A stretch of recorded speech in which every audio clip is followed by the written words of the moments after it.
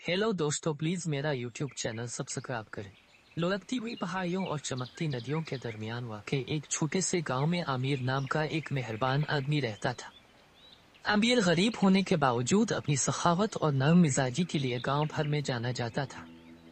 वो अपनी बीवी फातिमा और उनके दो बच्चों आमना और यूसुफ के साथ एक छोटे से घर में रहता था।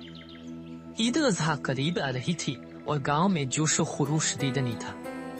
हर खानदान बड़े जश्न की तैयारियां कर रहा था, नए कपड़े खरीद रहा था, अपने घरों को सजा रहा था और सबसे अहम बात यह कि कुर्बानी के लिए बकरा खरीद रहा था।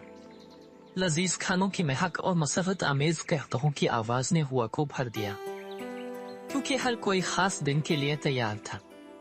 लेकिन आमिर के घर वाले परेशान थे।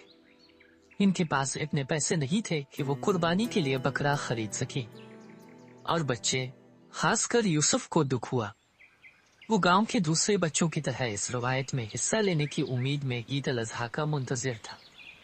एक शाम जब आमिर भारी दिल के साथ बाजार से घर की तरफ निकला तो उसने देखा कि एक छोटा सा बकरा एक दुकान के करीब एक चौकी पर बंधा हुआ है। बकरा दुबला पतला और कमजोर लग रहा था और किसी को इसकी परवाह नहीं थी। आमिर का दिल गरीब जानवर के लिए तड़पा। वो दुकानदार के पास गया और बकरे के बारे में पूछा। दुकानदार ने कहा, इस बकरे की कीमत ज्यादा नहीं है, कोई भी इसे नहीं चाहता क्योंकि ये बहुत घटिया है। अगर आप चाहें तो आप उसे सिर्फ चंद सिक्कों में ले सकते हैं। आमिर की आंखें चमक उठी।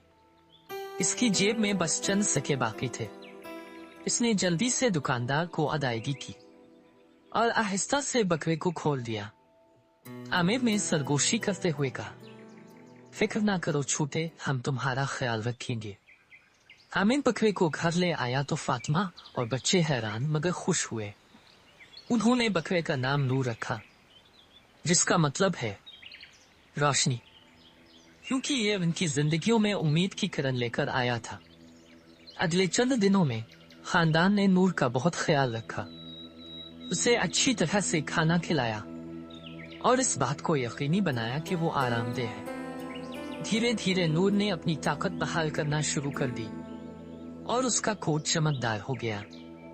ईद उल अज़हा के दिन गांव में सरगर्मियां उरूज पर थीं। आमिर का खानदान एक आजिज बकरा होने के बावजूद फख्र और मुतमईन महसूस करता था। उन्होंने ये जानकर कि उनकी मोहब्बत और देखभाल ने नूर को खास बना दिया है, दिल में शुक्र अदा करते हुए कुर्बानी की। जब वो गोश्त अपने पड़ोसियों के साथ बांट रहे थे तो उन्होंने देखा कि कुछ जादुई हो रहा है। दूसरे खानदान आमिर की मेहरबानी और नूर की देखभाल के लिए उसकी कोशिशों से मुतासिर हुए। बदले में आमिर के खानदान के साथ अपना खाना और नेमतें बांटने लगे। गांव इकट्ठे हो गए और ईद उल अज़हा की हकीकी रूह चमक उठी। उस रात जब खानदान खाने की मेज के इर्द गिर्द बैठा था, फातिमा ने कहा, आज हम भी सीखा कि ईद सिर्फ बेहतरीन बकरा खाने और ज्यादा से ज्यादा खाने के बारे में नहीं है। ये हमारे पास जो कुछ है इसके लिए एहसान करने, बांटने और शुक्रगुजार होने के बारे में है। आमना और यूसुफ ने इस बात में सर हिलाया। उन्होंने महसूस किया कि उनके वालिद की सखावत और शफकत ने गांव को करीब लाया है और उस ईद उल अज़हा को अब तक की सबसे यादगार बना दिया है। उस दिन से आमिर का खानदान गांव के दिल, मोहब्बत और इत्तेहाद की अलामत के तौर पर जाना जाता था।